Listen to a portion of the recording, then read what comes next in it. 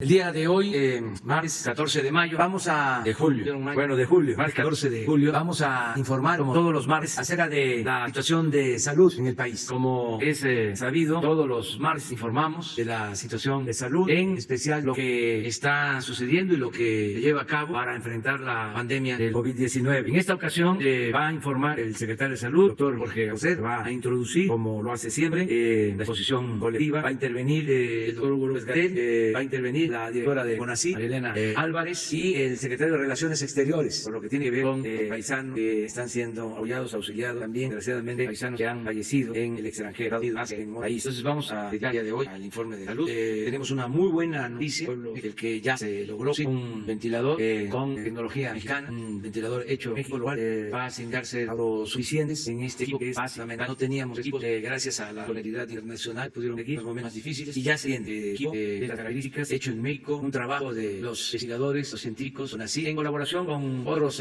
investigadores del país, también de empresas nacionales y de empresas extranjeras, están ayudando, están mandando que tenga ya ese equipo para que no vayan los hospitales. Pero eso lo va a explicar a detalle la directora de CONACYT. Empezamos con el doctor Jorge José. Muchas gracias, señor presidente. Un gusto estar nuevamente con ustedes. Muy buenos días. Como ya dijo el presidente, hoy queremos comunicarles en este día del pulso de la salud una muy buena noticia. Gracias al esfuerzo de coordinación, de consenso y de un intenso trabajo entre el CONACYT y sus centros públicos de investigación, junto con instancias del gobierno federal, el sector universitario y el empresarial, se ha logrado construir 2 tipos de ventiladores de alta especialidad accesibles a todas y todos en respuesta a las necesidades más urgentes en este escenario de la pandemia. Todo ello reduciendo gastos y aumentando eficiencia. De este modo, fortalecemos nuestra independencia tecnológica y ganamos en soberanía nacional. Los nombres de los recién nacidos, aquí presentes, están a la altura de la hazaña tecnológica, Suspiro en otomí y Ejeca 4D o Dios del viento en náhuatl. La doctora Elena Álvarez Bulla, directora de CONACYT, nos informará de este gran logro. Previo a ello, tendremos la tradición, o sea, la comunicación de noticias del COVID-19 en su entorno nacional, en voz de nuestro apreciado Hugo López Gatell Ramírez, a quien le cedo la palabra.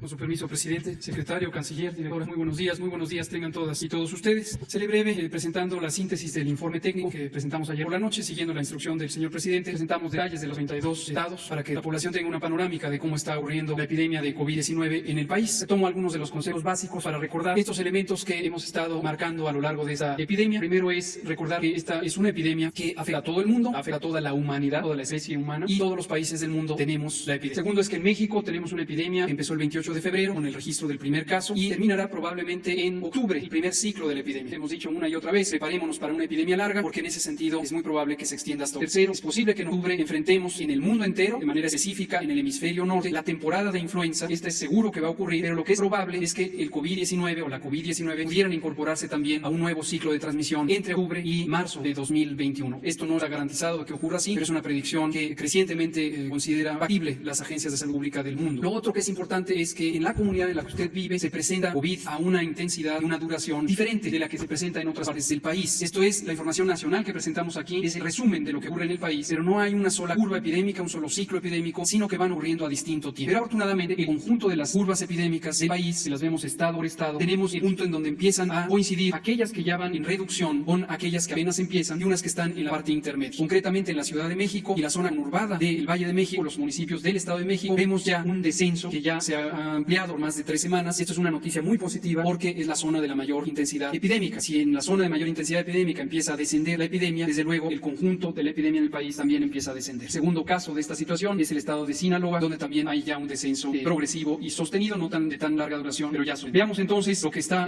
ocurriendo a nivel del país. En esta gráfica sintetizamos la información numérica y sobre todo de manera visual usted puede ver la tendencia que tiene la epidemia. Estimamos que se han registrado 341.149 casos. Hemos explicado que los casos estimados es la suma de aquellas personas enfermas en quienes ya se ha demostrado la infección por el virus que causa COVID, más la mitad de las personas que están esperando el resultado de la prueba. ¿Por qué decimos la mitad? Porque semanalmente y para cada estado estimamos que el porcentaje de personas que tienen los síntomas COVID y se les hace la prueba van a resultar positivos, y son aproximadamente la mitad, con variaciones entre los distintos estados. Desafortunadamente han fallecido 37.409 personas, que es en su mayoría personas que han fallecido directamente por las consecuencias del daño que este virus produce y las complicaciones derivadas. 8 de cada 10 personas se recuperan espontáneamente, pero 2 de cada 10 pueden presentar una enfermedad importante, una enfermedad suficientemente grave como para amenazar que tengan un desenlace fatal. Y estas personas son en su mayoría mayores de 60 años de vida, tienen enfermedades crónicas y por eso insistimos, hay que apresurarse a acudir a los hospitales si se tienen estas situaciones. Vean ustedes finalmente en la gráfica, la curva verde, la línea verde representa la tendencia semanal de la epidemia y podemos ver que desde la semana 25, en este momento estamos estamos en la semana 29, es decir, en los últimos 15 días, habiendo quitado los primeros las primeras semanas del mes de julio o junio, vimos ya esa fase de estabilización. La siguiente, por favor. Esto se puede ver con mayor detalle cuando representamos además que de todos los casos, todas las personas que se han registrado y confirmado, tenemos que el 14% han enfermado en los últimos 15 días. Y es importante distinguir la suma de casos que se van presentando acumulados desde el inicio de la epidemia de aquellos que han enfermado en los últimos 15 días. ¿Por qué razón? Porque solamente las personas que enfermaron en los últimos 15 días son las personas que tienen enfermedad activa, representan el impulso de la epidemia. Los demás, quienes enfermaron en febrero, en marzo, en abril, en mayo, algunos lamentablemente perdieron la vida, pero quienes no, ya no tienen la enfermedad y de hecho son parte de las personas que se recuperaron y potencialmente pudieran ser inmunes, resistentes, no volverse a infectar y contribuir a acabar en los contagios. La mortalidad también tiene una reducción, vean ustedes, es la línea azul oscuro que está hasta abajo. Y recordar, también lo hemos dicho repetidamente, tanto en este foro de la mañana como en el informe técnico de la noche, la vigilancia epidemiológica registra una parte de la información para tomar decisiones en tiempo real, distinto a la estadística vital que registra por otro tipo de mecanismos. Y estamos ya en avanzada fase en los procesos de trabajo, tanto con el gobierno de la Ciudad de México como con el INEGI, RENAVO, el Instituto de Salud Pública y la Organización Mundial de la Salud, para estimar el exceso de mortalidad que esta epidemia pudo haber traído a México, y es un ejercicio semejante que se hace con una metodología estándar en los demás países del mundo. En todo el mundo ha habido un exceso de mortalidad derivado de esta epidemia y próximamente presentaremos esos resultados. Sigamos con las últimas diapositivas. Tenemos la velocidad de crecimiento de la epidemia. Algunas personas les ha inquietado de dos ideas que parecieran encontradas. Una, ¿por qué decimos que la epidemia se ha hecho más lenta, que está en una fase de control, cuando vemos que hay más casos día con día? No debe sorprender que existan estas dos ideas. Las dos son correctas, las dos son ciertas, las dos tienen evidencia documental muy clara. Por un lado, desde luego que existen más casos cada día, porque todavía estamos en una fase de crecimiento de la epidemia. Sin embargo, la epidemia crece más lentamente. Eso es la aceleración de la. Entonces, todavía los casos de hoy son menos que los casos de mañana, pero el cambio entre hoy y mañana es cada vez menor. En este momento es 1.4%, como se puede ver en la diapositiva, tanto para los casos que se confirman como en la siguiente diapositiva para las personas que fallecen. Esto empezó en 26 y 30% respectivamente, y de esa proporción ya ha llegado a 1.4% y sigue bajando. Llegará un momento en que sea cero, pero ahí no se acaba la epidemia. Ahí lo que empieza es a ver el descenso de la epidemia. Y después será -1, -2, -3, que quiere decir que los casos del día siguiente son en número menores que los del día anterior. Veamos ahora la ocupación hospitalaria, y con esto terminamos. Hemos hecho un esfuerzo muy grande por suplir las limitaciones, las deficiencias de un sistema de salud que desde hace 30 o 40 años nunca creció a la velocidad que tenía que crecer para cubrir las necesidades de una población que desde luego siempre aumenta en tamaño. Particularmente en las zonas fuera de las grandes ciudades es donde existe y ha existido la mayor carencia de servicios de salud, y entonces hicimos una reconversión hospitalaria. Precisamente 1/3 de los hospitales del país en el sector público han sido reorientados específicamente para la atención de COVID y en general los síndromes respiratorios agudos graves. Teníamos 645 hospitales en la tercera semana de abril. Tenemos en este momento más de 915 hospitales destinados a COVID. En este momento hemos logrado que no se sobreocupen y que podamos tener en cada entidad federativa una reserva de camas de hospitalización que permitan que las personas se atiendan y que los esfuerzos por protegerles, recuperar su salud, salvar la vida, estén oportunamente trabajando. Desafortunadamente la epidemia, por supuesto que es una enfermedad letal, como lo es en todo el mundo, y esto es muy desafortunado. Todos y cada una de las personas que pierden la vida es un hecho lamentable, pero lo importante es que se hagan todos los esfuerzos y que la capacidad del Estado esté disponible para darle oportunidad a todas las personas a recibir el manejo médico adecuado. 45% de los hospitales dedicados a COVID están en ocupación, de las camas, más correctamente, no los hospitales, sino las camas, y podemos ver en orden de izquierda a derecha las entidades federativas que en este momento tienen la mayor intensidad o proporción de ocupación. Empezamos con Nuevo León, ya no es Tabasco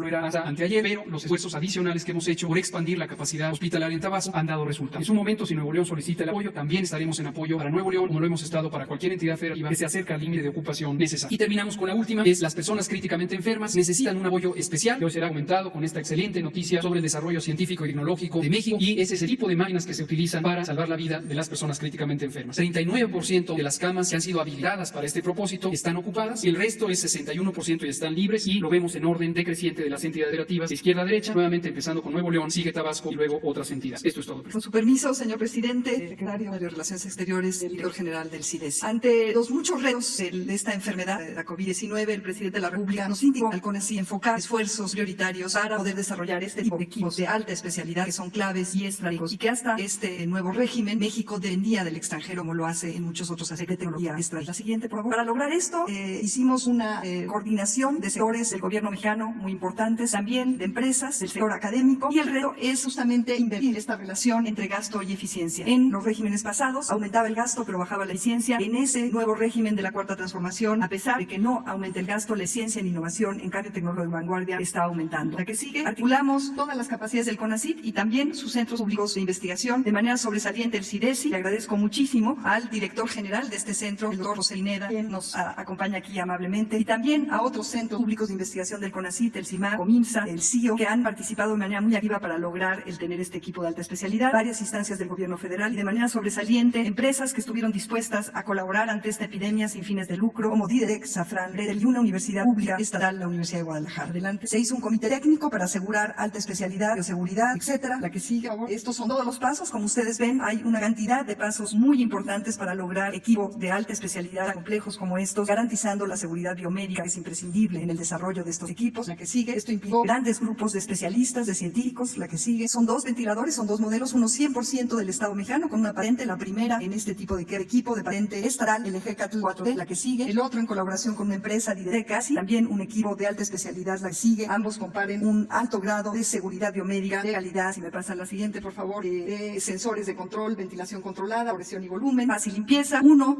está basado en un principio isomórfico con el pulmón basado en el uso de una bolsa AMBU, físicamente muy similar a un pulmón. El otro es un ventilador, ambos son invasivos, ventiladores mecánicos invasivos de mezcla de gases. La que sigue, estos son los costos de inversión, como ustedes verán, con un costo muchísimo más barato del que hubiera implicado comprar 1000 ventiladores, que son los que se están ya fabricando masivamente. Son 500 y 500 de cada uno de ellos. Hubiera costado mucho más el adquirirlos en el extranjero, inclusive en alguna de las empresas nacionales. Y esta es la secuencia de maduración tecnológica. Lo más sobresaliente de esto es que logramos en 5 meses lo que generalmente dura o tarda entre 3 y 5 años para desarrollarse. La que sigue. En resumidas cuentas, la soberanía científica y la independencia tecnológica es la forma de responder de este gobierno de México, de la Cuarta Transformación, a los retos. En particular, estamos viendo el nacimiento de una empresa nacional, de una industria nacional para salvar vidas. Quisiera presentarles un video que detalla y resume para ustedes todo ese proceso de innovación tecnológica. Gobierno de México.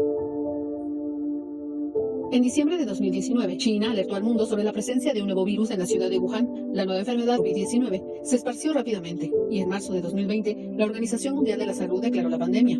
Y con ello, la puesta a prueba de los gobiernos y sus sistemas de salud. De acuerdo con el doctor Hugo López-Gatell, subsecretario de Prevención y Promoción de la Salud, frente a esta alarmante situación, el gobierno de México inició los preparativos desde los primeros días de enero. El binomio fundamental para enfrentar la contingencia sanitaria se definió desde el principio: el gobierno y el pueblo de México. La confianza del pueblo en su gobierno y la puesta en marcha de una cerrada estrategia basada en evidencia científica se convirtieron en una auténtica epopeya que logró, al enfrentar la pandemia, que en México la infraestructura sanitaria no fuera desbordada, un objetivo sustancial que por desgracia no pudieron cumplir algunos de los países más ricos de la tierra. El primer paso fue fortalecer el resquebrajado sistema de salud. Se incrementaron rápidamente el número de hospitales y de camas hospitalarias. Las unidades de cuidados intensivos pasaron de 3.552 en enero a 10.360 al 10 de julio de 2020. El personal de salud se incrementó en 47.039 personas. Desde el primer momento y en coordinación con las autoridades de salud, las acciones del CONACYT formaron parte del torrente de iniciativas para enfrentar la pandemia. El presidente Andrés Manuel López Obrador dio la instrucción precisa al CONACYT de priorizar la fabricación de ventiladores en México. Con ese fin, hemos coordinado saberes y esfuerzos en ciencia, tecnología e innovación, de integrantes de los centros públicos de investigación, de instituciones de educación superior y de empresas privadas con ética social y vocación solidaria. En medio de la pandemia y las dificultades que impuso la escasez de suministro, emprendimos el proceso de diseño, de elaboración de prototipos, difícil obtención de partes y componentes, así como pruebas diversas con altos estándares de seguridad biomédica y calidad de ingeniería. Es un proceso que en condiciones normales se lleva de 3 a 5 años y pudimos concluirlo en tan solo 5 meses. Es el nacimiento de una industria nacional para salvar vidas, una hazaña de la voluntad, del conocimiento y de la operación. Tendrían que ser ventiladores mecánicos invasivos, 100% mexicanos, económicos. Ahora podemos producir ventiladores de alta calidad a precios menores que los del mercado. Esta primera remesa no hubiera sido posible sin la participación del equipo de CONACYT, de las instancias de salud y otras del gobierno federal, de instituciones de educación superior y de empresas sin fines de lucro. A todas y todos expresamos reconocimiento. De manera especial, nuestro reconocimiento a la Fuerza Aérea Mexicana, que nos apoyó decididamente con el transporte. EGCATL 4T es un ventilador que tendrá patente del Estado mexicano, un equipo médico de altos estándares de seguridad biomédica y calidad de ingeniería, 100% mexicano, diseñado en el Centro de Ingeniería y Desarrollo Industrial CIDE, Centro Público de Investigación del CONACYT. Posee un microcontrolador capaz de calcular y aplicar la presión necesaria durante los ciclos de ventilación en pacientes a través de una bolsa autoinflable conocida como AMBUGA. Este modelo fue diseñado por especialistas de la empresa Videtec con transferencia tecnológica y escalamiento con apoyo de CIDESI y del CONACYT. La ventilación mecánica está basada en un sistema de control por microprocesadores que son accionados neumáticamente. La unidad de control que posee este equipo tiene la capacidad de calcular y aplicar las funciones necesarias para impulsar la ventilación mecánica controlada o asistida durante los ciclos de ventilación en pacientes adultos y pediátricos. Ambos modelos fueron probados en pulmones artificiales y sistemas biológicos. Cumplen con especificaciones internacionales. La creación de estos equipos médicos demuestra la capacidad científica y tecnológica del Sistema Estatal Mexicano de Humanidades, Ciencias, Tecnología e Innovación. Los ventiladores EGCATL 4T y GATSI son prueba contundente de independencia y soberanía científica y tecnológica. Significan el nacimiento de una industria nacional para salvar vidas. ¿Cuánto, señor presidente? Con su permiso, señor presidente, colegas, señoras de los medios de comunicación, redes, bueno, informarles respecto a la protección y atención a mexicanas y mexicanos en el exterior y las tareas a cargo de esta secretaría en relación a la pandemia del COVID-19. En primer lugar, informarles que el día de hoy recibiremos un vuelo proveniente de Emiratos Árabes Unidos, con 39 personas, mexicanos.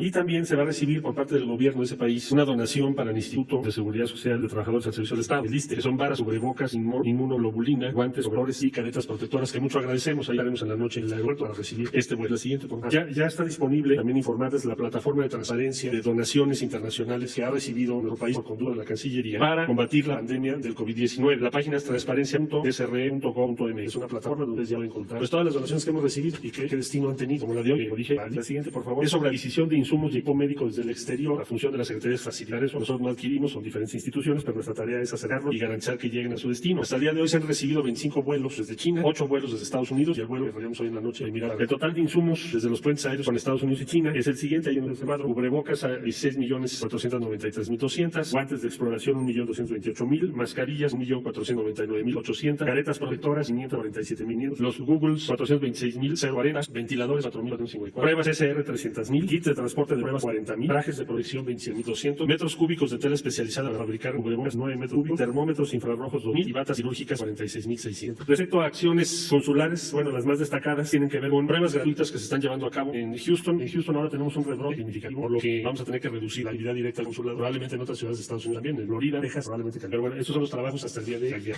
Una panorámica del programa Ventanillas de la Salud que se organizó junto con la Secretaría de Salud.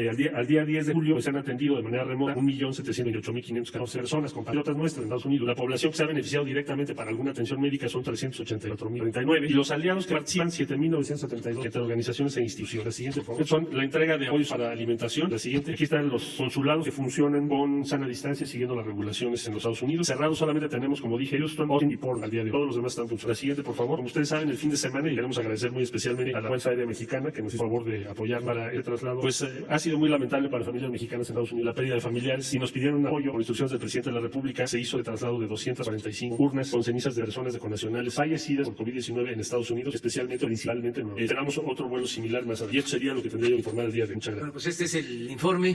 Abrimos para preguntas. Buenos días, compañeros y compañeras de los medios. Buenos días a todos los...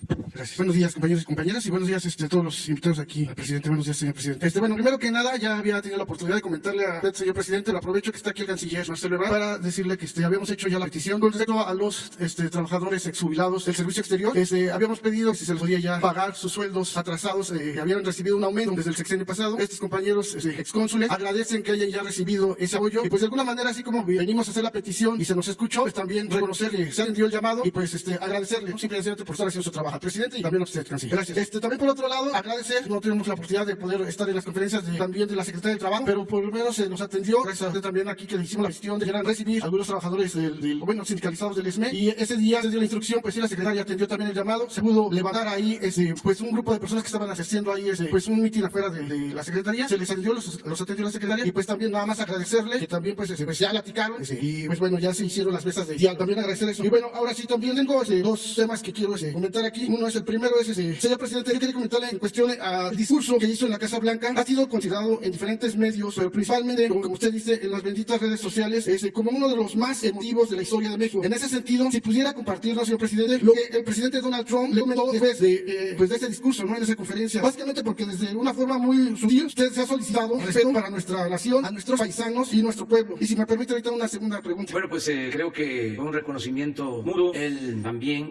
dio un discurso importante, respetuoso con la comunidad mexicana en Estados Unidos, reconociendo, aceptando de que la población de origen mexicano en Estados Unidos es de 36 millones de habitantes. Esto no se había dicho por parte del gobierno de Estados Unidos. Yo, como lo expresé, estimo que son 38 millones, pero ya al hablar de 36 millones es comprender a todos. Ese es un buen mensaje. Y el reconocerle a la comunidad mexicana los aportes, lo que ha contribuido para el desarrollo de esa gran nación. Entonces fue un buen discurso de Donald Trump y nosotros hicimos lo mismo. Lo propio fue un buen encuentro y dijeron las cosas con libertad. Dijimos lo que sentimos y representamos a nuestro pueblo como lo merece, con decoro y con dignidad. Eso es lo que puedo comentar. Gracias, señor presidente. También un segundo punto. El pasado 6 de julio, ayer hizo 8 días, presidente, un día después de la caravana motorizada del grupo Anti-AMLO Frena, la pregunta del comunicador Hans Salazar versó sobre imágenes y mensajes distribuidos vía WhatsApp y que son por todos nosotros conocidos, imágenes incitando a la violencia en su contra, presidente. Este cuestionamiento del comunicador hacia usted no le pareció a un empresario quien días después difundió un video en donde amenaza de forma forma alarmante y grosera su pretensión de cacería al comunicador, diciendo, cito textual, este reportero va a pagar caro, porque si tú te vas a atrever a hablarle al mandatario nacional en una mañanera por unas cosas que viste en las redes sociales que tú mismo inventaste y que no tienes una sola prueba, tienes que pagar caro eso. Ayúdenme a conseguir el nombre de ese reportero, identifiquemos a esa persona, se busca. Fue parte de lo que dijo este señor en dicho video. Además atribuyó la pregunta hecha por el reportero a Hans Salazar, se la atribuyó a Epigmenio Ibarra y a Jesús Ramírez Cuevas aquí presente. Ante los comentarios del líder de Frena, la organización de periodistas víctimas de desplazamiento no forzado en México solicitó que se active el mecanismo de protección a periodistas para Hans Salazar. Además exigió que se garantice el respeto a la libertad de prensa y de expresión y cesen las amenazas al reportero. E hizo un llamado a la Fiscalía General de la República para que investigue estos hechos. Sumado al anterior, el presidente, el pasado sábado, un usuario en Twitter, respondiendo al llamado de este líder de Frena, difundió datos personales y oficiales del comunicador, aunque después el mismo usuario retiró dicha información. Sin embargo, pues, los datos ya habían sido difundidos, poniendo en riesgo al comunicador y a su familia. Señor presidente, independientemente de que el comunicador Hans Salazar ha acudido a las instancias correspondientes para proceder legalmente contra este tipo de amenazas y de violencia en su contra, pedimos a usted, de parte de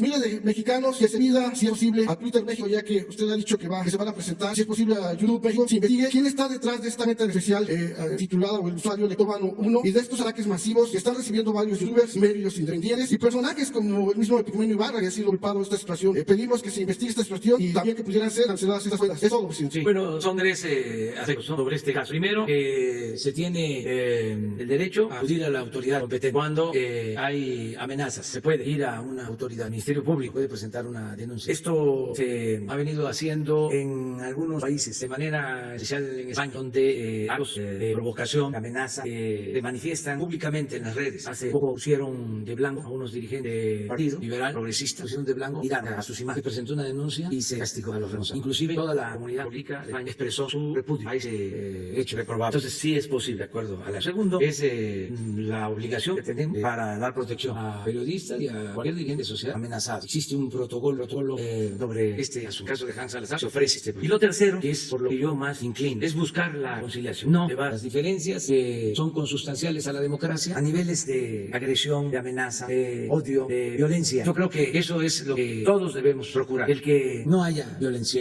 haya respeto. Ya lo he dicho muchas veces, tenemos que tener diferencias. No podemos pensar de la misma manera. En una democracia hay pluralidad. Se tiene que garantizar el derecho a disentir, el derecho a la libre manifestación de las ideas. Solo en las dictaduras hay silencio, no se puede protestar, hay represalia, hay censura, hay represión. Pero eso es en las dictaduras. En las democracias es la libertad lo que prevalece. Entonces busquemos que no haya violencia, que no haya odio y que también se reflexione que los ciudadanos mexicanos, mujeres, hombres libres, muy conscientes, no ven bien esos deslances de prepotencia. No le ayudan al que se lanza de esa manera, que insulta, que falta el respeto, que amenaza, se les revierte. Eso no está bien visto. Por ejemplo, en algunas protestas están saliendo cartulinas clasistas, racistas, de pena ajena. Es muy lamentable que exista tanto atraso. Afortunadamente es una minoría, porque la mayoría de nuestro pueblo tiene una mentalidad distinta. Respetuosa. Salió ahora una cartulina que decía: quiero vivir en un lugar donde no me gobierne mi sirvienta. Algo así de lo más clasista que puede haber. Y lo constatamos en un comentario de un intelectual graduado en el extranjero que habló de un pueblo con tradición, con cultura como poco en el país y en el mundo. Habló de Utla, Oaxaca, y con una actitud despectiva, racista. Estamos hablando de un académico graduado en una universidad extranjera. Fue secretario de Relaciones Exteriores de México. Porque no en todo el pueblo de México, sino en una minoría. Y esto no tiene nada que ver con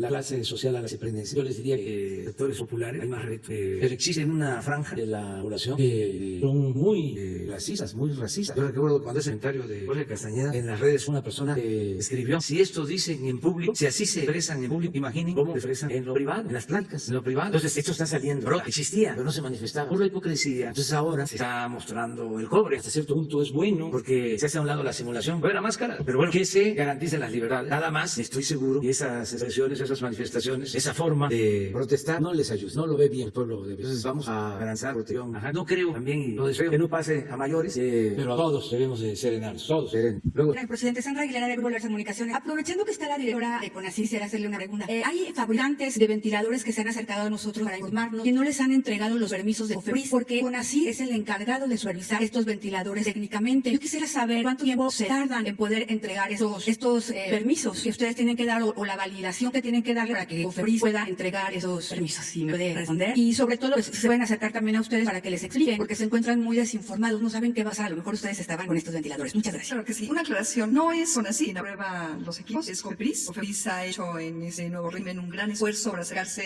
expertos y de expertas en todas las áreas que les toca calificar. Ellos son la entidad dentro del sector salud encargada de asegurar pues que no se causen riesgos sanitarios con medicamentos, con implementos médicos, equipo de alta especialidad. Entonces, primero esa aclaración. Lo que CONACYT ha hecho en colaboración con otras instancias del sector salud, del sector académico, es ayudar a establecer estándares altos de calidad de ingeniería y de seguridad biomédica. Pero es COFEPRIS la instancia pertinente a la cual tienen que acudir. Y bueno, yo quiero aprovechar su pregunta para hacerles un amplio reconocimiento porque han hecho un trabajo excelente. Y obviamente COFEPRIS está abierto para recibir solicitudes de desarrollo de cualquier instancia pública o privada. Y se aplicarán exactamente los mismos criterios y la misma secuencia de evaluación de los expedientes que tienen que contener las mismas pruebas. Bueno, aquí se detallaron y que con mucho gusto damos información. Lo que sí hemos hecho es hacer una amplia convocatoria y cuando decimos que están haciendo una industria nacional para salvar vidas, están haciendo un verdadero sistema de cambio tecnológico de vanguardia, porque en México hay muchísimo talento en universidades públicas, en otras empresas, y se irán canalizando estratégicamente hacia las necesidades del Estado. Claro, ahora con esta preeminencia de favorecer el bienestar social y, en su caso, el cuidado. Aprovechando, quiero preguntarle, hay muchas empresas mexicanas de ventiladores que están aplicando para poder conseguir los permisos de COFEPRIS, usted lo sabe. Hicimos una convocatoria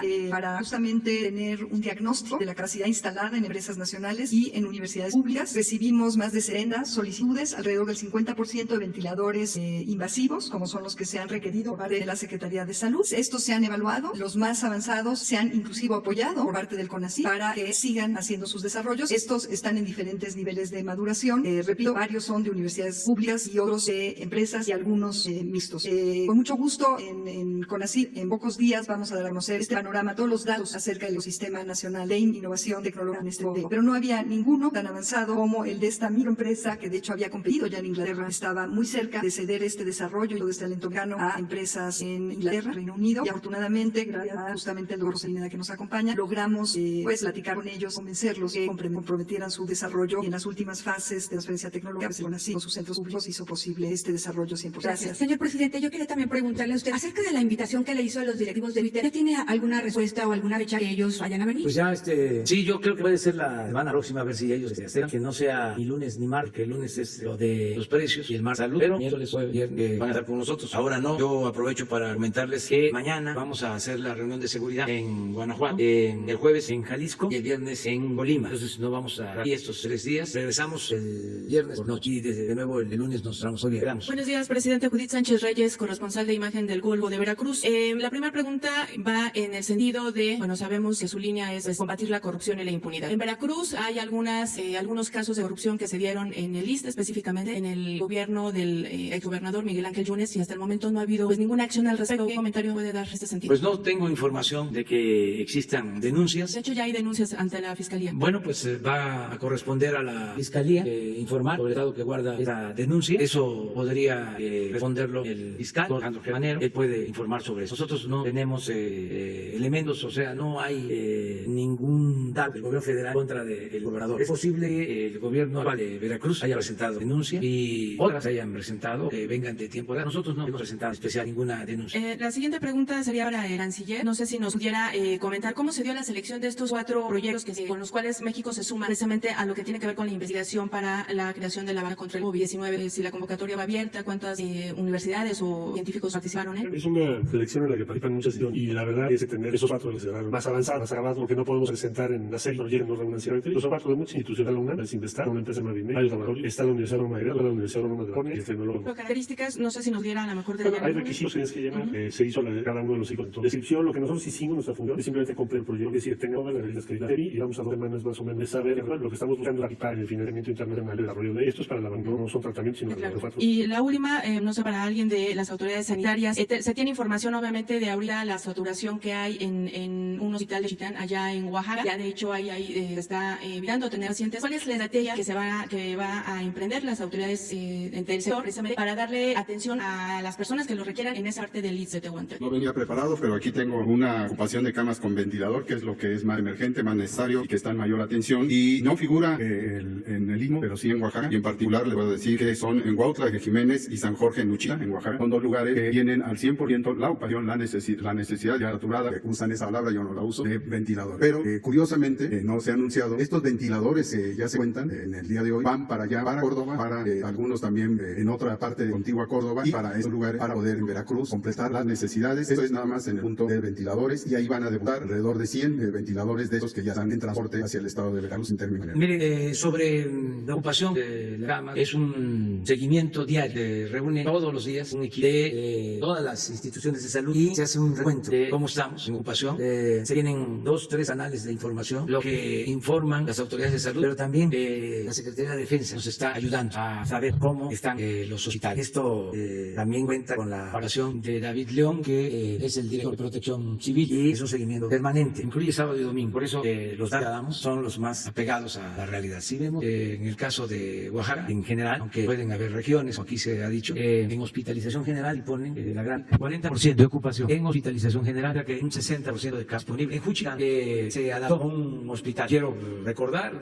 se iniciaron trabajos para terminar hospitales que estaban inconclusos, que no estaban equipados, que no tenían personal. En el caso de Juchitán, desde el temblor del 2017, se empezó a construir un hospital privado de Grupo México. Entonces, cuando inició la pandemia, le solicitamos que se entregara el hospital, que lo concluyeran, y ese hospital a la vez lo tomó para terminar de equiparlo, para ponerlo en condiciones el Ejército, la Secretaría de la Defensa. Recuerden que desde que empezó la pandemia dijimos, nos va a ayudar el Ejército, va a ayudar la Marina. Por primera vez el plan DN3 se ocupa de la atención de una pandemia. Tenemos que agradecer mucho a la Secretaría de la Defensa y a la Secretaría de Marina, porque se metieron, ellos se ocuparon en terminar 32 hospitales y equipar y también procurar que tenga personal médico. En el caso de Oaxaca, esto sucede en el Istmo y en la capital. En Oaxaca estaba terminado un hospital del niño, de la mujer, pero no tenía equipos ni tenía personal, y todo esto se ha venido haciendo en el país. Les puedo también decir que cuando comienza la pandemia nos reunimos y doy la instrucción de que se entregaran 5,000 millones de pesos a la Secretaría de la Defensa con este propósito de terminar hospitales y que no faltara personal. Y yo creo que nunca en la historia el gobierno había cumplido una orden tan pronto, porque dije que entregar el dinero a la defensa ese mismo día, no se pudo ese día, pero al día siguiente se entregaron los 5,000 millones. Entonces, por eso estamos preparados, por eso no hubo saturación. Desde luego, aquí la clave fue el aplanar la curva. Lo que hicimos con el apoyo de la gente, que la gente se guardara, eso nos permitió, nos dio tiempo para llevar a cabo esto que les estoy comentando, levantar el sistema de salud que estaba en el suelo, tener las camas, tener los ventiladores, tener los médicos. Bueno, en el caso de los especialistas fue algo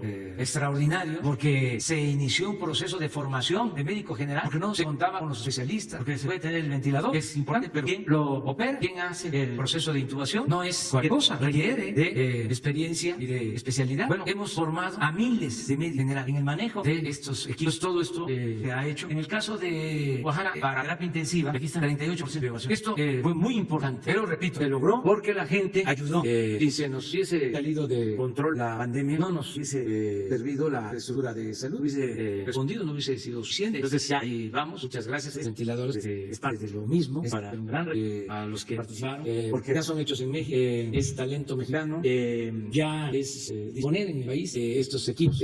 Nada más los costos en promedio llegaron a costar hasta 1,3 millones, ahora van de 300,000 pesos. Entonces ya tenemos esos equipos. Muy bien, una más. Gracias, presidente. Buenos días. Mi primera pregunta es saber si es cierto que el empresario Carlos Cabal Beniche está interesado en participar en la instalación de los cajeros automáticos del Banco de Bienestar. No tengo información.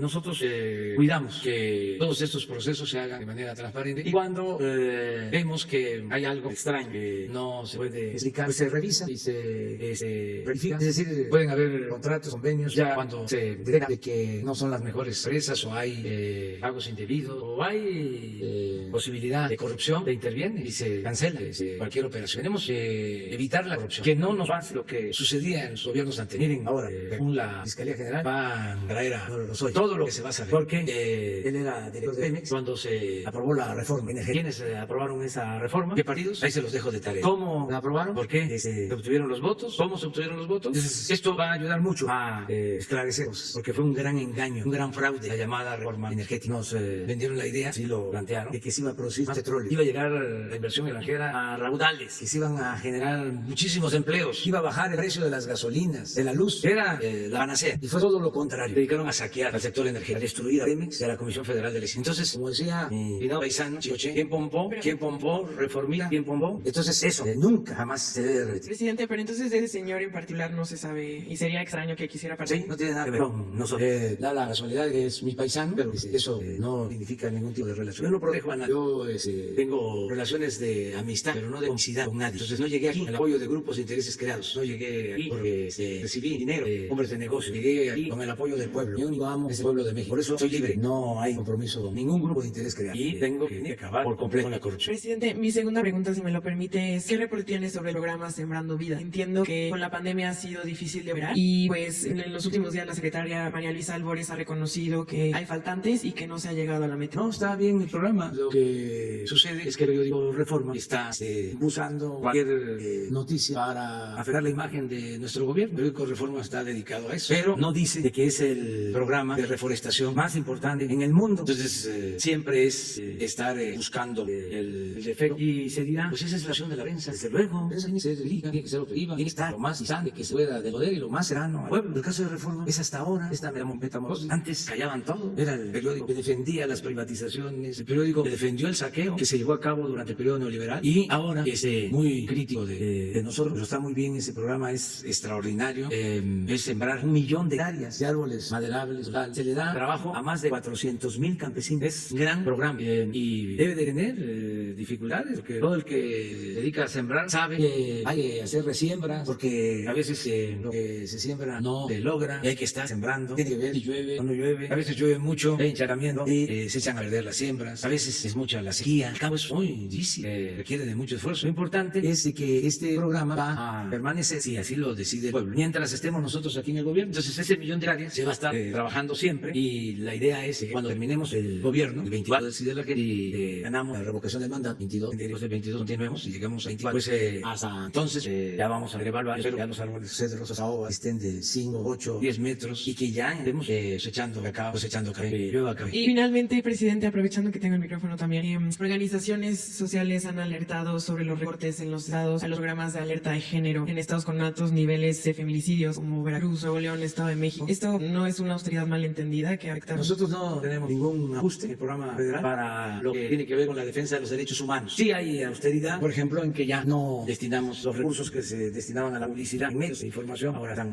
ajustados y ya no hay lujos en el gobierno. Nada más imagínense que si el Reforma hubiese hecho un reportaje de mi viaje a Estados Unidos comparando lo que costaba un viaje en la época de Calderón de Peña, un viaje al extranjero, que iban los aviones llenos, llevaban a salir, cuánto gastaban, pero como llevaban a los de Reforma ahí, también los colmaban de pensión. Pues ahora no lo ve el Reforma eso, el ir a un viaje, escala, avión comercial, un día en las salidades y al día siguiente plano para atrás, de regreso, y una comitiva sin más, pero no, es las 8 columnas no las debía. A ver, no tiene el periódico hoy. Bueno, porque nada más, la verdad que es así al azar. Bueno, pues yo me quedé a dormir en la casa de Bajá y ahí comí, luego le invitaron a cenar. Pero es que es muy interesante, prometo que no he visto la primera blanca. A ver, pero ponlo grandote. Les juro que no lo había visto. Pero son tan obvios, o sea, son predecibles. Ya cuando el periodismo, cuando la política se vuelve predecible, ya se perdió su valor. Esa es la poco sembrando vida. Bueno, ¿cómo va a dar frutos? A ver, ¿cómo va a dar frutos? Y apenas comenzó a sembrarse el año pasado. Sí, porque así es la agricultura. Puede ser así. Y yo les diría, ¿cómo recorrieron? Ahora no es el 1 millón de hectáreas. Deben de estar ya trabajadas como 600,000. Entonces, ¿cómo lo hicieron? ¿Con drones? O sea, ¿cómo fueron a los ejidos? Totalmente fuera de contexto, sí, sacado de contexto. O sea, no es nada personal. Es que yo creo que les ayuda al Reforma. De que le hagamos una crítica constructiva, porque ya es mucho. Está bien, pues, estén enojados. Pero ese estado de ánimo, esa excitación, nos lleva a lo irracional. Entonces, vamos a serenarnos todos, tranquilos. Bueno, nos vemos mañana en Guanajuato. Bueno, quedaste pendiente tú, porque ibas a hacer una pregunta de salud. Ibas a hacer una pregunta de salud. Gracias, presidente. Es justamente sobre lo que mencionaba usted de las camas disponibles para ventiladores y con esos. Tengo más o menos unos 10 días solicitando al gobierno de Sonora cuántas camas hay disponibles para que la gente sepa en qué hospitales están y a dónde pueden acudir, y no me han podido dar ese dato. No sé si a nivel federal se los están pasando, si puede hacerse una información de dónde, qué hospitales y cuántas camas tienen. Entonces ellos hablan ahí del 57% ocupadas y los que a mí me han dicho tienen 950 más o menos y hablan de que ya están ocupadas más de 700. Entonces, como raro el asunto ahí, no sé si hay ahí algún saber para que la gente sepa cuántas camas hay disponibles realmente por hospitales, porque la gente está yendo y la regresan a su casa. También es cierto que mucha gente va y no se quiere quedar en el hospital porque tiene miedo, pero sí hay gente que necesita hospitalización y las están regresando o las están mandando de hospital en hospital. Es algo que pasa en Sonora y está pasando ahorita que están en rojo el semáforo y en otros estados del país. Y la otra sería, si para Alcocer o para usted, presidente, hicieron ustedes en mayo un convenio con los hospitales privados para dar atención a la gente, pero este convenio se acabó el 23. Bueno, era un mes, se amplió hasta junio y en el caso de algunos estados que están en rojos, pues ese mes ya no está funcionando ese convenio. La semana pasada hubo un caso en Sonora donde una persona pues falleció en un hospital privado y era una familia de escasos recursos y tuvieron que pagar pues la atención que les dieron, que fue pues una hora que ya en realidad la persona iba mal. Entonces, ¿qué va a pasar? Si va a haber una ampliación de ese convenio o que en el caso de los estados que están en semáforo rojo, si podría haber ahí una ampliación y, o no sé, qué planes tiene usted. Y también en el caso de los que pudiera atenderse en estos hospitales y dar algún informe de cuánta gente se atendió en ese plazo que hubo de convenio. Muy brevemente, el convenio para renovar el convenio con el es parte de una iniciativa. Al día de hoy está vigente. Que se denominó o se denomina Juntos por la Salud. El presidente invitó para que atendieran diferentes padecimientos, son 6 y pudiesen de esa manera ayudar para que las seguridad pública, especialmente el Instituto Mexicano de Seguro Social, el INSABI y el ISSSTE, pudieran enviar pacientes a esos hospitales. Tenemos el reporte al día, varios miles ya los atendidos, mucho concluyendo. Entonces, las personas que han acudido a hospitales privados y les han dicho que no hay convenio y que sí están en el registro nacional que hicieron convenios y que tuvieron que pagar la atención, ¿qué tienen que hacer? Bueno, es que no puedes decidir, funciona de otra manera. Tienes que hablar por teléfono con la institución, sea INSABI, ISSSTE o la Fundación Mexicana para la Salud, le dice a qué hospital, y tú llegas por ti mismo a un hospital privado, le van a cobrar, tiene que ser a través de alguna de las... Hay un teléfono para eso, le van a hacer el paso. Aquí el presidente había dicho que incluso invitó a la gente a que fuera a atenderse a los hospitales privados. Se han atendido varios miles, pero tienes que pasar por ese procedimiento, porque si no, no habría manera de que fuese un proceso ordenado. Es decir, tú vas por teléfono a su Fundación Mexicana para la Salud, si eres sus derechohabiente del Seguro Social, preguntas en la que corresponda, igualmente en el ISSSTE y en el INSABI, que incluye, tú sabes, a los hospitales y sistemas de salud estatales. Entonces se dan, o te dicen a qué hospital debes de ir y ahí te atienden, y entonces el gobierno cubre los servicios correspondientes. Y vas por tu lado, pues entonces eres un particular, tienes que pagarlo, sería el caso en el hospital. Entonces esto ha permitido, como ya dije, varios miles, casi estamos ya arriba de 100,000 pacientes atendidos, más o menos en promedio al mes. Entonces son solo, nada más para que quede claro, son solo para derechohabientes del IMSS, del ISSSTE. Tú no eres derechohabiente, hablas al teléfono que dimos de la Fundación Mexicana para la Salud, no sé si lo tienes. No tienes que ser derechohabiente. El que es derechohabiente pregunta no sea, tú sabes dónde atienden normalmente. En el ISSSTE igual. En el caso del INSABI es población que no tiene derechohabientes, es cualquiera. Lo único que tienes que hacer es llamar al teléfono y lo tenemos, y si no te lo vas, ahorita te lo Pero sí sería, pues no tanto que me lo pase a mí, sino que se entere la gente, porque en la emergencia, para que lo dejamos, en una emergencia, o sea, un número nacional, supongo que es. Hay un número nacional funcional. Y ante una emergencia, no sé si los doctores deben de saber, pues que la gente en una emergencia, lo último que... Bueno, en urgencias sí también se han atendido personas. O sea, una persona que tiene una urgencia no puede ir directo al hospital. Bueno, puede ir, pero le va a costar. Sí puede ir, pero tienes que hablar, pero tienes que avisar para que el gobierno lo haga cubrir, si no, ¿cómo lo cubrir? Me explico, es nada más eso, es llamar para avisar, oye, voy a urgencia, me siento muy mal, o tengo esto y necesito que me atiendan, voy al hospital público o voy al hospital privado, es lo que necesita saber y que te lo resuelvan, por eso se tiene una nacional con nosotros. O sea, que la persona cuando va a la emergencia, que en el trayecto al hospital va y llame. Pues nada más que avise para que podamos participar. Pero las emergencias no se pueden prever, secretario. En el trayecto puedes avisar o algún paciente avisar, porque si no, ¿cómo cubre el gobierno? Si no avisan, no se puede cubrir. Es muy difícil, porque luego tienes que discutir con los si avisas o antes, incluso para tomar decisiones sobre el tratamiento, entonces es algo que lo que hace es proteger, por eso no ¿Ese funciona para todo el país? Sí, es Fundación Mexicana para la Salud la que recibe y te... ¿Es un solo número o es un conmutador? Un solo número, es este número. Gracias por su pregunta, y ayer estuve atento también a lo que preguntó.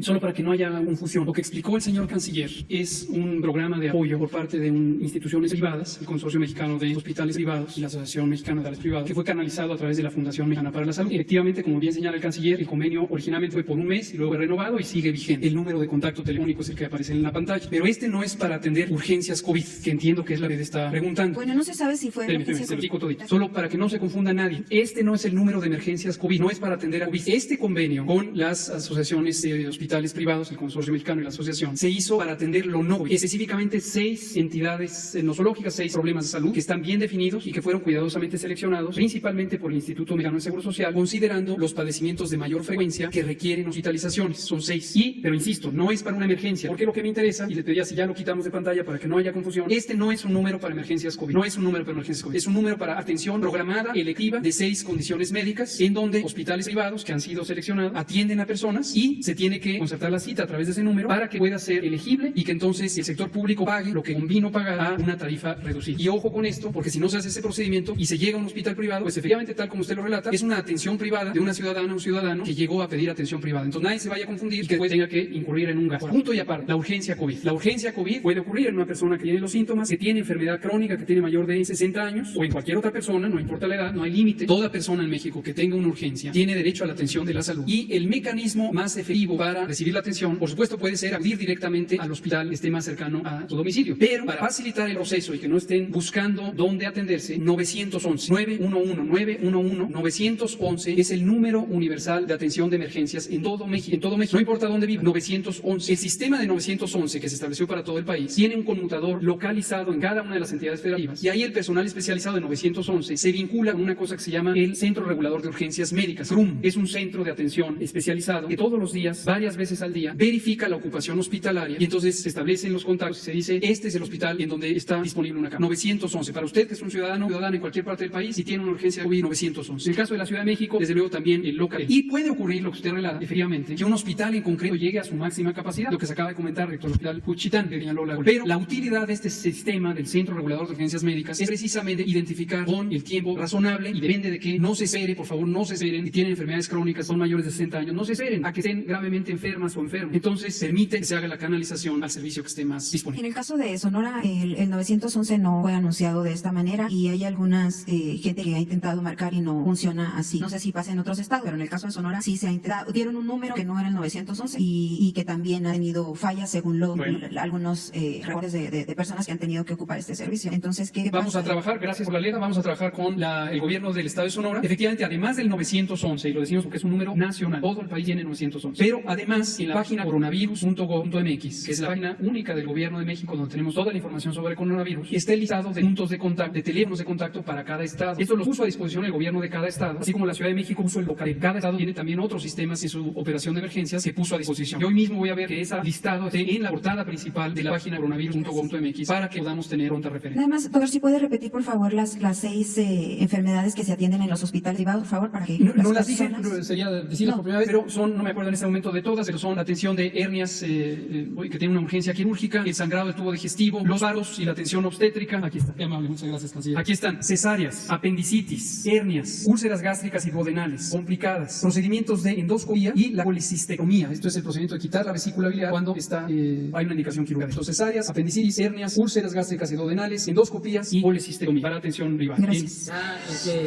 Para mañana los que van a Guanajuato, si no a Jalisco, a Colima, y si no el lunes, nada más para terminar de aclarar. Cuando se tomó la decisión, pasa que en efecto no se ha repetido, pero se informó de que se firmó este acuerdo que agradecemos mucho con hospitales privados para liberar espacios, camas en las instituciones públicas de salud para que en el ICE, en el seguro, en hospitales de la Secretaría de Salud no se atendieran estos padecimientos y se dedicaran a COVID. Esa fue la estrategia original, pero qué bien que preguntando porque aclara, se refresca toda la información. Entonces nos vemos, nos vamos a seguir viendo. Una lista para el lunes, Bueno, es que tenemos otras actividades igual ustedes, tienen que ir todavía a hacer la nota, tenemos nosotros que ir a tener reuniones, hay una reunión muy importante con nuestro representante en la ONU, doctor de la Fuente, porque vamos a hacer compras consolidadas de medicamentos en el extranjero con supervisión de la ONU para resolver, definir el problema de la base de medicinas. Se nos ha dificultado porque era mucha la corrupción en la compra-venta de medicamentos, pero algo escandaloso, de miles de millones, y los que se beneficiaban con la venta de medicamentos están molestos. Hay hasta campañas hablando de la escasez de medicamentos, porque ellos saben de que ya se termina la corrupción. Hemos tomado esta decisión y vamos a que no falten medicamentos en los hospitales, y para eso es la reunión que vamos a tener ahora. Entonces, no presencial, sí, cuando se regeneren los que se dedicaban a la venta de la medicina, entiendan de que ya se acabó la corrupción, entonces vamos a poder adquirir los medicamentos en el país, que no vamos a estar como rehenes de grupos que hacían su agosto, que lucraban, que vendían hasta medicamentos adulterados, caducos, que acaparaban todas las compras del gobierno de medicamentos, laboratorios muy famosos que pensaban que por tener buenas relaciones con los medios de información y con campañas de desprestigio al gobierno que nos iban a doblegar. Termina eso, tenemos que garantizar, es un compromiso que a nadie le falta los medicamentos, y es atención médica y medicamentos gratuitos para todo el pueblo. Entonces, para eso es la reunión. Viene Juan Ramón de la Fuente, va a estar el secretario de Salud, el director del ICE, el director del Seguro, el de INSABI, también el subsecretario Hugo López Gatel. Aprovecho para decir que lo respaldamos porque se les están lanzando con todo. Nada más le recuerdo a Hugo, para decir, Hugo, aguanta, el pueblo se levanta. Le recuerdo lo que decía Ponciano Arriaga, liberal extraordinario, en la promulgación, aprobación de 1807, decía: entre más me golpean, más digno me siento. Entre más me golpean, más digno me siento. Entonces, sí, Por favor, venimos de Inglaterra, le damos la oportunidad. To combat gender violence in the states most dangerous for women was slashed yesterday. The rate of domestic violence has risen since the pandemic, and an average of 10 women a day are killed across Mexico. Less than 5% of these femicides lead to convictions. Why is it that your government is failing women and allowing total impunity for gender violence? Para mi compañera, es Isabel Young, que viene del medio de baile, es un medio internacional. Y ella también preguntó lo mismo de la compañera, ¿por qué hubo recortes al respecto de la ley de género y más en los estados donde hay mucha violencia? Más en un momento cuando 10 mujeres están siendo asesinadas cada día, y además que hubo un incremento de violencia de género en los últimos meses durante la pandemia, y también reconociendo que menos de 5% de los casos de feminicidio terminan en una sentencia. ¿Por qué su gobierno ha fallado a las mujeres para vivir una vida libre de violencia? ¿Qué están haciendo para cambiarlo? No estamos abandonando a las mujeres, estamos protegiendo a las mujeres, se está castigando a los que asesinan mujeres, el feminicidio, no hay disminución de presupuesto, nunca se había protegido tanto a las mujeres de México como ahora. En México no se violan derechos humanos. mexicanos. Andes, el Estado mexicano, era el principal violador de los derechos humanos. Ya no es el México de antes. En México no hay tortura, no se permite. En México no hay masacres. En México estamos construyendo la paz con justicia. Nosotros consideramos que si hay justicia, hay paz. Y nunca los pobres y las mujeres vulnerables habían tenido dando apoyo como ahora. Y no olvidar, y eso aplica para México y aplica para el Reino Unido, para todos los países del mundo. La paz es fruto de la justicia. Este gobierno lo que está procurando es que no haya desigualdad económica y social. I mean, just a few days ago in Nicolas Romero in Mexico State, 5 women and girls were shot and killed. You might not have heard about it, there hasn't even been much about it. But their family told me that they have very little faith that justice will be served, which is understandable given that less than 5% of homicides are convicted. The women who survived are now fearful for their lives, and given that you have just taken 37 million pesos from this exact cause, I'm wondering how you can honestly reassure these women that women's safety is their priority, is your priority. Hace pocos días, 5 mujeres, incluyendo niñas, fueron asesinadas en el Estado de México. Nicolás Romero no sabe que usted sabe del caso porque ha habido muy poca prensa. Ella viajó al lugar y preguntó a las familiares sobrevivientes de estos asesinatos, y las mujeres dicen tanto que ellas teman por sus mismas vidas y que no quieren de que abra justicia y que los que las asesinaron serán castigados porque hay un nivel de impunidad donde menos de 5% terminan en sentencia. Entonces, ¿cómo puede garantizar que abra justicia para este caso y las mujeres están asesinadas en cárcel? Hay, como nunca, un combate permanente a la corrupción y a la impunidad. No se protege a delincuentes, ni a delincuentes comunes, ni a la delincuencia organizada, ni a los delincuentes de cuello blanco. Lo que debes de tomar en consideración para tener los antecedentes, contextualizar lo que está sucediendo en México, es que en nuestro país, con el apoyo de organismos financieros internacionales, se impuso una política de sometimiento, de empobrecimiento a la mayoría del pueblo. Se abandonó al pueblo porque se dedicaron a saquear, a robar las autoridades anteriores. Y esto llevó a una grave crisis económica, de bienestar social, a una grave crisis de inseguridad y de violencia que nosotros heredamos y que estamos ahora enfrentando. Y tenemos confianza de que vamos a conseguir la tranquilidad. O sea, para que quede más claro, no somos iguales a los anteriores gobiernos. I understand that this has been an issue for a long time, but at the same time, the rates of homicide have increased year on year, and they were the highest they've been in years in 2019. So it's also under your administration, and I think a lot of women are extremely frustrated at the lackluster approach that you've had. Ella entiende que sí es un problema de administraciones anteriores, pero sigue existiendo ese problema y sigue en aumento. Entonces, ella entiende que muchas mujeres están muy frustradas y no ha cambiado, y no ha bajado la violencia de género ni feminicidio. Pues es una visión distinta. Nosotros pensamos que se avanza, que la gente tiene confianza en el gobierno. Ya no es lo mismo de antes. Desde luego son problemas complejos, grandes, graves, problemas nacionales, pero los estamos enfrentando. Ahora manda el pueblo, hay justicia. No son los grupos de intereses creados, no es la mafia, no es el poder económico el que domina en México. Hay un cambio sustancial, una transformación en marcha. Y te podría decir con mucho orgullo de que es el movimiento de transformación más importante hoy día en el mundo, lo que se está llevando a cabo en México. That sounds great, but I'm just wondering what actual practical steps that you're taking to combat this gender violence is. Suena muy bien, pero realmente ¿cuáles son las cosas concretas que su administración está tomando para combatir la violencia de género? Atender el origen del problema. ¿Por qué es la violencia? ¿Por qué se origina la violencia? Porque no hay justicia, porque no son atendidos los jóvenes, porque se desintegran las familias, porque se va imponiendo un estilo de vida en donde lo importante es triunfar a toda costa sin escrúpulos morales. Se van perdiendo valores, no hay oportunidades de trabajo, de estudio, de bienestar. Si se atiende eso, se reduce la violencia. No se puede resolver el problema de violencia solo con medidas coercitivas. Muchas gracias. Un aplauso a María Elena y a los investigadores.